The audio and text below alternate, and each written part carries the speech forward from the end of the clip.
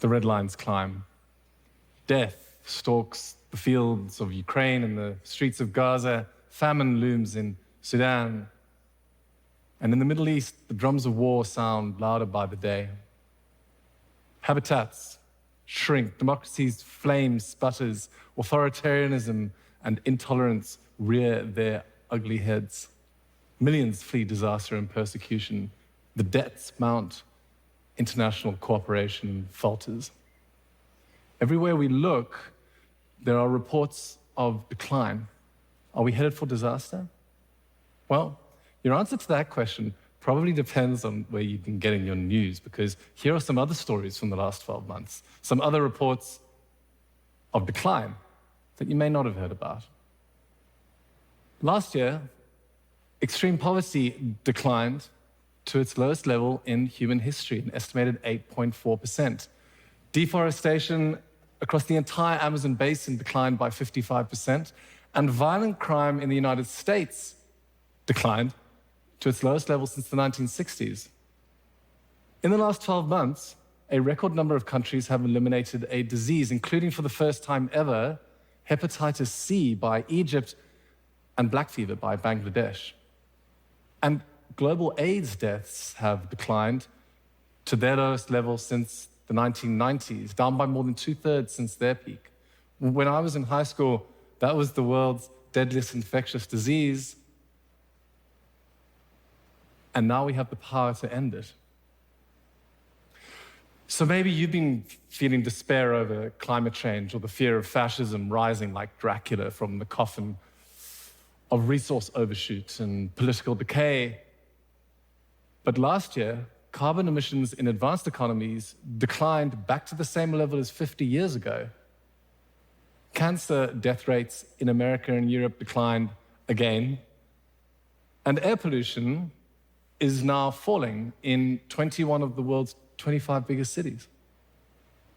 Alongside those declines, other things have been on the rise.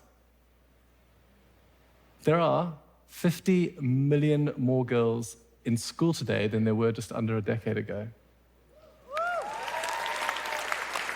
And last year, 418 million of the world's children got fed at school. That is almost 1 in 5. This year, it's going to be even more. Since we were last all gathered here, millions of people have gained access to water. Tens of millions of people have gained access to electricity. Estonia and Greece have legalized same-sex marriage. It looks like Thailand and Japan are going to be the next two on that list. And at least 10 countries in the last 12 months have passed laws expanding the rights of women, including France, which recently became the first country to enshrine reproductive rights into its constitution.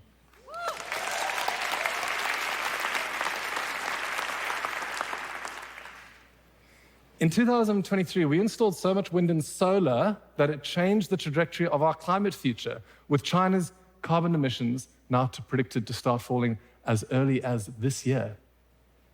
In 2024, we are going to install enough global solar manufacturing capacity to reach our net zero targets by the end of this decade.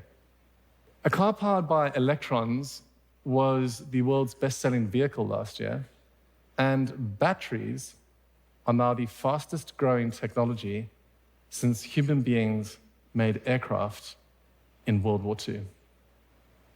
We have crossed the threshold. There is too much momentum now to stop the transition to clean energy from happening. I have two little girls, Lola and Cleo. Lola is 4 years old. Cleo turned 3 the other day. And the International Energy Agency says that based on current trends, by the time my girls are my age, the world's electricity and transportation systems are on track to be almost entirely fossil fuel-free.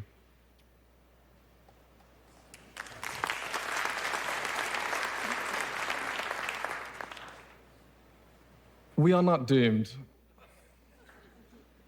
Did you know that 2023 was arguably the greatest year ever for conservation? We protected huge tracts of land in Alaska, the Amazon, Southern Africa, and the entire Tibetan Plateau, which is an area larger than all of Western Europe. We created new marine protected areas off the coasts of Mexico, Chile, Panama, Dominica, South Georgia, Spain, Ireland, the Congo, Australia, Papua New Guinea, New Caledonia. In the last 12 months, there have been hundreds of stories of cities being regreened, of farmland being rewilded, of rivers being cleaned up, islands being restored. And the populations of every single one of these species is now either recovering or on the rise.